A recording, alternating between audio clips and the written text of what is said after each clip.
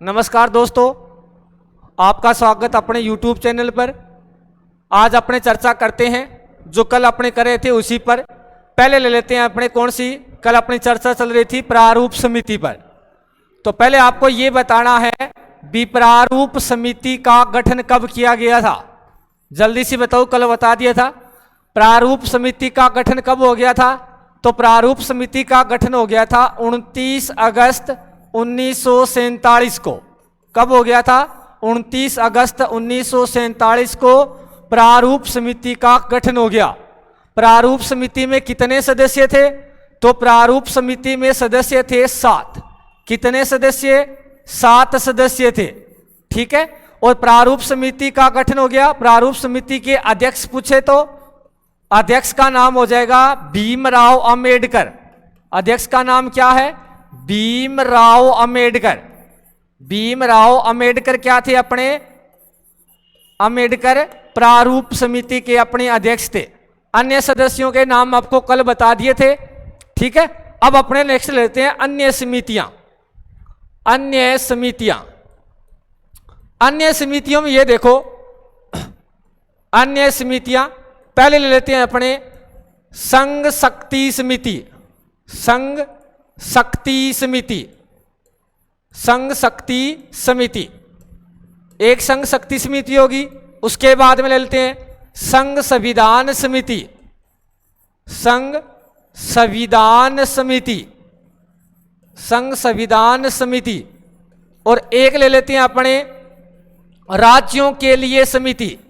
इन तीनों समितियों के अध्यक्ष थे राज्यों के लिए समिति। तीनों समितियों के अध्यक्ष कौन थे? तो इन तीनों समितियों के अध्यक्ष थे पंडित जवाहरलाल नेहरू। तीनों समितियों के अध्यक्ष कौन हो जाते हैं? पंडित जवाहरलाल नेहरू। पंडित जवाहरलाल नेहरू क्या हो जाते हैं? तीनों समितियों के अध्यक्ष। कौन कौन सी 3 समितियां हैं देख लो। संघ शक्ति समिति, संघ संविधान समिति और राज्यों के लिए समिति। तीनों समितियों के अध्यक्ष कौन? पंडित जवाहरलाल नेहरू। कौन कौन सी 3 समितियां? एक बार साथ साथ बोलो। संघ संविधान समिति, संघ शक्ति समिति और राज्यों के लिए समिति। तीनों समितियों के अध्यक्ष कौन बन जाएंगे? पंडित जवाहरलाल नेहरू। कौन बन जाएंगे? पंडित जवाहरलाल नेहरू। दूसरे लो, 3 होगी। उसके बाद में आ जाओ संचालन समिति।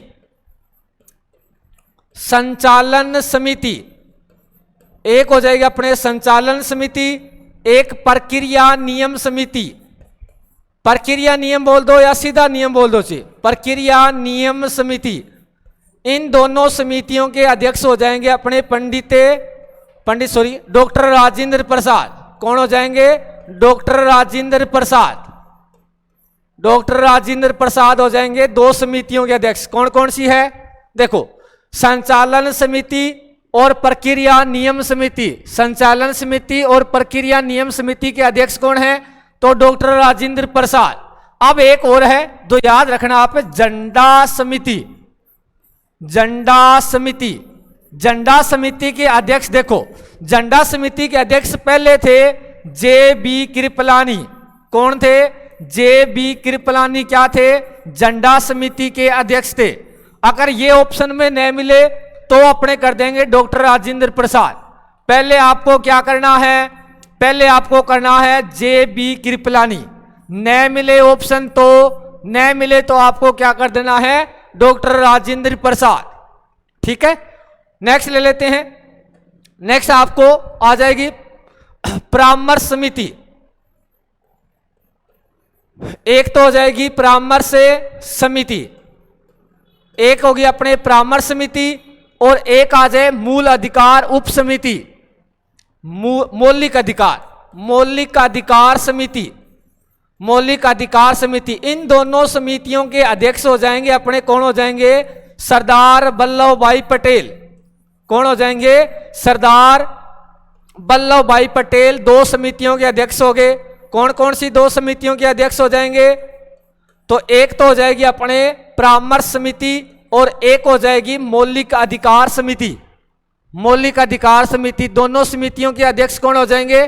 तो दोनों समितियों के हो गए अपने सरदार वल्लभ भाई पटेल। अब एक और याद रखना, आपसे पूछ ले मूल अधिकार उप समिति, मूल अधिकार उप समिति, तो मूल अधिकार उप समिति के अध्यक्ष है जे बी कृपलानी।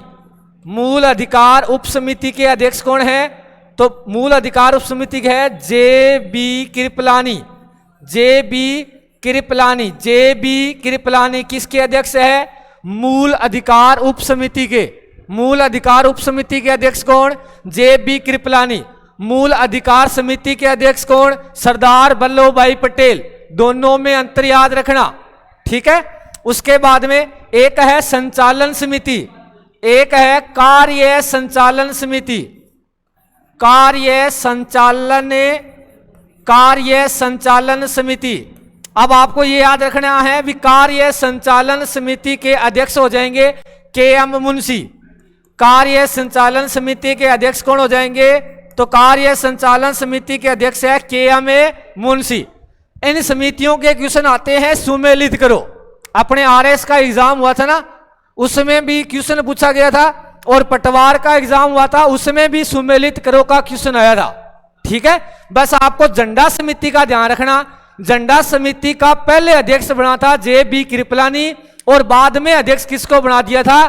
बाद में बना दिया डॉक्टर राजेंद्र प्रसाद को। इतना ध्यान रखना बस, ठीक है। अब अपने बात करते हैं संविधान सभा पर। संविधान सभा पर वाचन, तो वाचन कितने हुए थे संविधान पर? तो वाचन हुए थे 3। कितने वाचन हुए थे? 3 वाचन हुए थे। अब 3 वाचन ये हुए कब कब थे, ठीक है। पहला वाचन चला था अपने, प्रथम वाचन 4 नवंबर 1948 से 9 नवंबर 1948 तक कोई खास परिवर्तन नहीं किया गया। पहला वाचन चला था 4 नवंबर 1948 से 9 नवंबर 1948, कोई खास परिवर्तन नहीं हुआ। फिर दूसरा वाचन चला था अपने, दूसरा वाचन चला था 15 नवंबर 1948 से 15 नवंबर 1948 से 17 अक्टूबर 1949 तक, 17 अक्टूबर 1949 तक। दूसरे वाचन में संविधान में बहुत कुछ जोड़ा भी गया और बहुत कुछ घटाया भी गया था। फिर तीसरा वाचन चला था अपने, तीसरा वाचन चला अपने 17 नवंबर 1949 से 17 नवंबर 1949 से 26 नवंबर 1949 तक। तीसरा वाचन चला 26 नवंबर 1949 तक चला अपना तीसरा वाचन। अपने को बस तारीख ये चाहिए थी 26 नवंबर 1949, ठीक है। तो 3 वाचन हो गए। देखो पहला वाचन 4 नवंबर 1948 से 9 नवंबर 1948 तक। दूसरा 15 नवंबर 1948 से 17 अक्टूबर 1948 तक। तीसरा 17 नवंबर 1949 से 26 नवंबर 1949 तक। 26 नवंबर की अपने को क्या चाहिए थी? तारीख चाहिए थी, इसलिए आपको वाचन बताए हैं। बाकी इनके कोई क्वेश्चन वैसे नहीं बनते हैं वाचन से। अब अपने ले लेते हैं अपने 26 नवंबर 1949 को अपने क्या कर दिया था? संविधान को हमने क्या कर लिया? स्वीकृत कर लिया। संविधान को क्या कर लिया?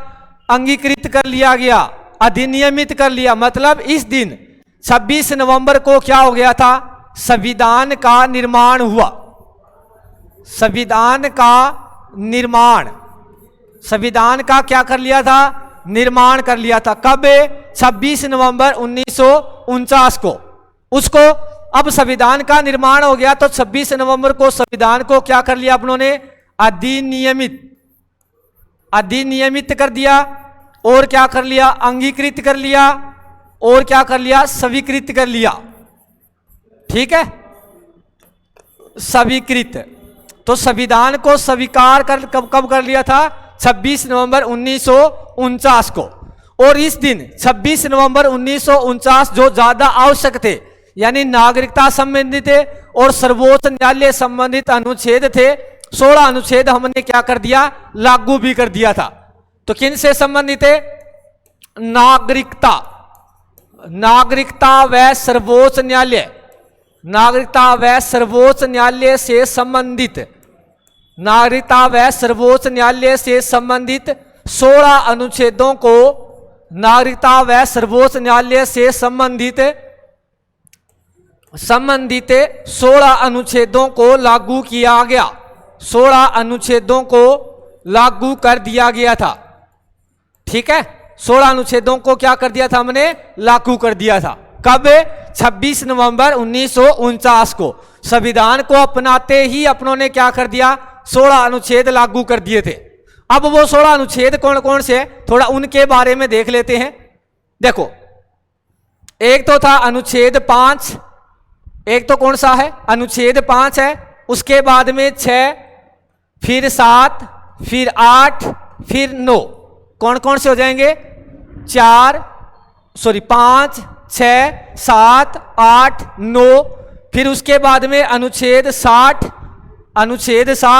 फिर उसके बाद में अनुच्छेद 324। उसके बाद में कौन सा हो गया?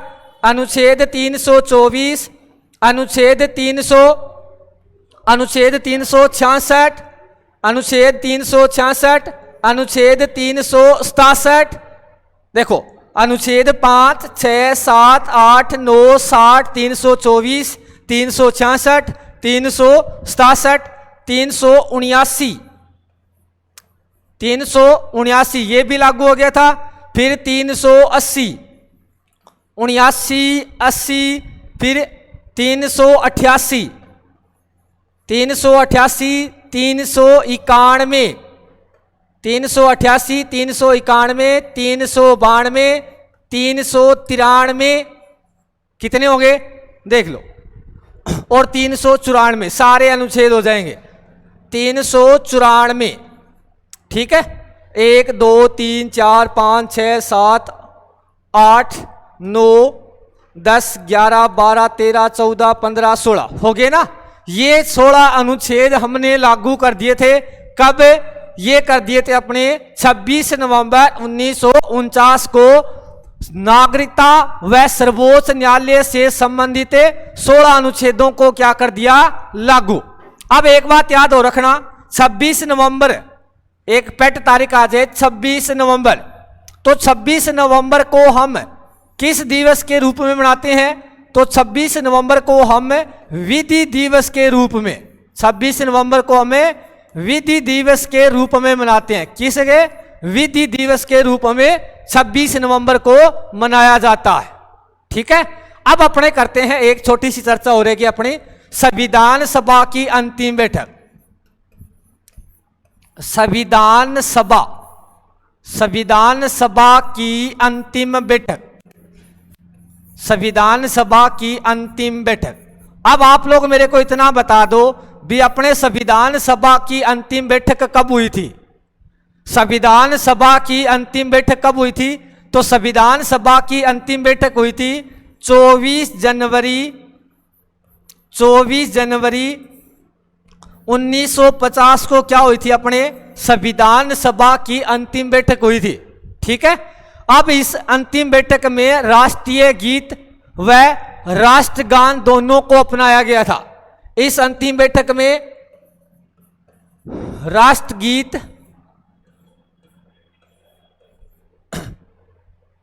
राष्ट्रगीत है। ठीक है। इस अंतिम बैठक में क्या अपनाया गया था? राष्ट्रगीत। राष्ट्रगीत को भी अपना लिया और राष्ट्रगान को भी अपना लिया। राष्ट्रगान व राष्ट्रगीत को कब अपनाया गया था? तो 24 जनवरी 1950 को संविधान में अपना लिया गया था। ठीक है। उसके बाद थोड़ा सा अपने पहले चर्चा कर लेते हैं भी, अपने जो राष्ट्रीय ध्वज है, ठीक है, राष्ट्रीय ध्वज है, उसके बारे में देखो। राष्ट्रीय ध्वज यानी अपना तिरंगा, राष्ट्रीय ध्वज। अब बताओ मेरे को, राष्ट्रीय ध्वज का अपनी अनुपात यानी लंबाई और चौड़ाई का अनुपात क्या है? जल्दी बताओ। राष्ट्रीय ध्वज का लंबाई और चौड़ाई का अनुपात देखो, अनुपात हमेशा लंबाई ज्यादा होती है तो अनुपात हो जाएगा 3:2, 3:2। ठीक है। लंबाई ज्यादा यानी 3 हो जाएगी, वो हो जाएगी अपनी लंबाई, समझ गए, और 2 हो जाएगी अपनी चौड़ाई। अब ले लेते हैं अपने अनुपात हो गया, इसको अपनाया गया, यानी इसको अपने संविधान में कब अपनाया था? अपनाया गया। तो इसको अपने संविधान में अपना लिया था 22 जुलाई 1947 को। कब अपना लिया था? 22 जुलाई 1947 को हमने क्या अपना लिया? अपने राष्ट्र ध्वज को अपना लिया था भाई। और इसमें एक होता है अशोक चक्र होता है। अशोक चक्र का रंग पूछा जाए तो अशोक चक्र का रंग कैसा होता है बताओ? इसमें होता है अशोक चक्र। और ये रेलवे में बहुत बार पूछा जाता है अशोक जो चक्र है उसका रंग कैसा होता है? तो अशोक चक्र का रंग होता है नीला। और अशोक चक्र में तिल्लियों की संख्या पूछे तो तिल्लियों की संख्या कितनी होती है? 24। अशोक चक्र का रंग याद रखना है, कैसा है? नीला है। ठीक है। अब ले लेते हैं अपने राष्ट्रगीत। अपने राष्ट्रीय गीत कौन सा है? राष्ट्रीय गीत बताओ भी, राष्ट्रीय गीत कौन सा है? हट जाता हूं, पाछा नहीं है क्या? तो राष्ट्रीय गीत है अपने वंदे मातरम। कौन सा है? वंदे मातरम। वंदे मातरम क्या है? अपना राष्ट्रीय गीत है। और वंदे मातरम को कितने समय में पूरा करना होता है? राष्ट्रीय गीत कौन सा? अपने वंदे मातरम। इसको 60 सेकंड यानी 1 मिनट में क्या करना है? कंप्लीट करना है। और ये रचना किसकी है? वंदे मातरम गीत ये किसने रचित किया था? बंकिम चंद्र चटर्जी की क्या है? की रचना है, बंकिम चंद्र। ठीक है। उसके बाद में ले लो अपने राष्ट्रीय गान कौन सा है? राष्ट्रीय गान। तो राष्ट्रीय गान कौन सा है? तो राष्ट्रीय गान अपने जनगण मन। जनगण मन। और इसको कितने समय में पूरा करना होता है? तो इसको करना होता है अपने 52 सेकंड में पूर्ण करना होता है। ठीक है। और ये किसकी रचना है? तो ये हो जाएगी रविंद्रनाथ टैगोर की। किसकी रचना है? रविंद्रनाथ टैगोर। रविंद्रनाथ टैगोर की रचना है। ठीक है। और इसको संविधान में कब अपना लिया था? तो संविधान में अपना लिया था हमने कब? संविधान में अपना लिया 24 जनवरी 1950।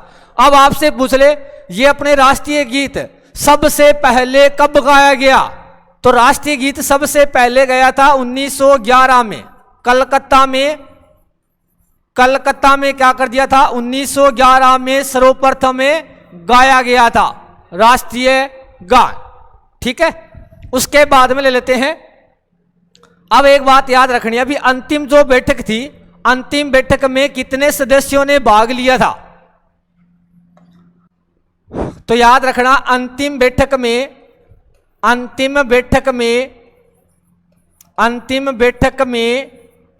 299 सदस्य। अंतिम बैठक में 299 सदस्यों ने भाग लिया। 299 सदस्यों ने भाग लिया। कितने सदस्यों ने भाग लिया था? 299 सदस्यों ने भाग लिया था, जिसमें से 299 से 284 लोगों ने ही संविधान की तीनों लिपियों पर क्या किए थे? हस्ताक्षर। 284 लोगों ने या सदस्यों ने संविधान की तीनों प्रतिलिपियों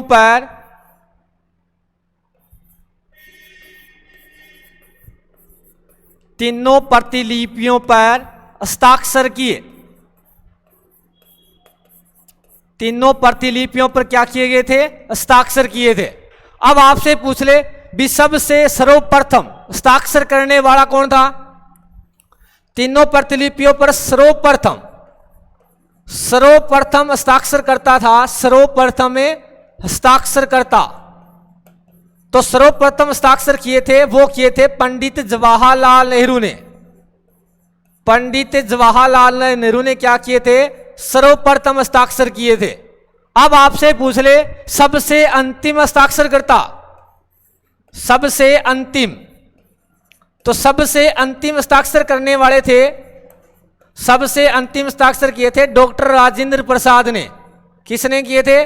डॉक्टर राजेंद्र प्रसाद ने क्या किया था? सबसे अंतिम में हस्ताक्षर किया था। अब अपने राजस्थान के 12 सदस्य थे, एक केंद्र शासित प्रदेश से और 11 अन्य। तो राजस्थान की ओर से हस्ताक्षर करने वाला था, राजस्थान की ओर से, तो राजस्थान का सदस्यता हस्ताक्षर करना वो था बलवंत सिंह मेहता। बलवंत सिंह मेहता, इन्होंने क्या किया था? राजस्थान की ओर से हस्ताक्षर किए थे। और राजस्थान से टोटल सदस्य गए थे 12 सदस्य थे। अब एक बात याद रखना, संविधान सभा में सदस्य, महिला सदस्य थी 15 और संविधान की अंतिम बैठक में महिला सदस्य थी 12 और 12 में प्रतिनिधि, मतलब महिलाओं का प्रतिनिधित्व करने वाली थी हंसा देवी। कौन थी? हंसा देवी थी। ठीक है, तो यहां तक आगे कोई दिक्कत नहीं है। नेक्स्ट चले। अब नेक्स्ट चलते हैं, अंतिम बैठक की बात है। संविधान सभा ने लगभग 60 देशों का संविधान पढ़ा था। संविधान सभा लगभग, ठीक है। अब देखो यहां पर क्या हुआ, अपने संविधान में कितना समय लगा था? 2 वर्ष 11 माह 18 दिन संविधान निर्माण में समय। तो संविधान सभा को कितना समय लगा था? 2 वर्ष 11 माह 18 दिन का क्या लगा था? समय लगा था। संविधान लिखने में खर्च, संविधान लिखने में खर्च लगा था लगभग अपने 65 लाख रुपए। 65 लाख रुपए का लगभग क्या गया था? अपनों ने खर्च आ गया था। संविधान सभा में अपने संविधान के भाग कितने थे? तो भाग बनाए हमने कितने? 22। कितने भाग? 22। अनुच्छेदों की संख्या कितनी थी? अनुच्छेदों की संख्या थी अपने 395 और अनुसूचियों की संख्या कितनी है? अनुसूचियों की संख्या थी अपने कितनी हो जाएगी? अनुसूचियों की संख्या मूल संविधान में तो है 8। मूल संविधान में तो कितनी थी? मूल संविधान में थी अनुसूचियों की संख्या 8। ठीक है, लेकिन वर्तमान में कितनी हो गई है? मूल संविधान में अनुसूचियों की संख्या कितनी है? तो मूल संविधान में थी अनुसूचियां 8, लेकिन अब अपने वर्तमान में कितनी हो चुकी है? वर्तमान में अनुसूचियों की संख्या होगी 8 + 4 यानी 12। ठीक है, ये अपना क्या बना था? संविधान। इतना खर्च लग गया और पूर्ण रूप से संविधान लागू कर दिया गया था कब? 26 जनवरी 1950 को पूरे देश में संपूर्ण संविधान को क्या कर दिया? लागू कर दिया। अब एक बंदे को और बता देता हूं, संविधान सभा के लिए सहमत नहीं था। कौन नहीं था? तो महात्मा गांधी नहीं थे भाई। वो देश का विभाजन करने में सहमत नहीं थे। ठीक है, रूस से डाबे निराजा जब वो सोंग कौन चाल तो किसो कौन चाल तो अपा दोनों रूस बैठे तो मनाऊ कौन। तो महात्मा गांधी ने कणी कौन बनायो और संविधान सभा में भी कह रहा निराज ही रहा। ठीक है, वो अपने देश को 2 भागों में भारत पाकिस्तान में विभाजन करने में सहमत नहीं थे। तो अपने संविधान सभा जो था वो टॉपिक हो गया कंप्लीट। नेक्स्ट टॉपिक करेंगे अपने अनुसूचियों से। तब तक के लिए जय हिंद, जय भारत।